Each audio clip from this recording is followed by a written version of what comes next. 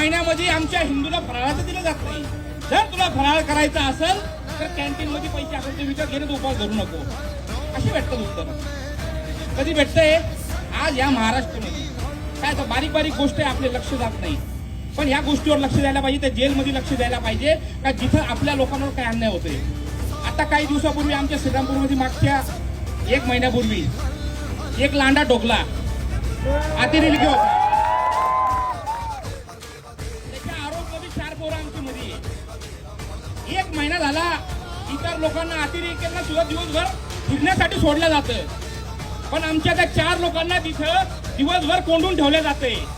आतापर्यंत त्यांना पूर्ण जेल बंद केल्यानंतर भेटायची परवानगी आहे.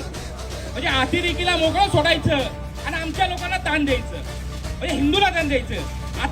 अतिरेकी लोकांसाठी शिरे वाटप करून तिथं त्यांचा आनंद उत्सव साजरा करायचा आणि हिंदूंना त्रास द्यायचा. या जेलवर आपण पहिले तर काहीतरी लक्ष दिलं पाहिजे. या जेलमध्ये हिंदूंना दाबायचं आणि लांड्यांना मोठं करायचं काम या नाशिक जेलमध्ये चालू आहे आणि अनेक वर्षापासून चालू आहे.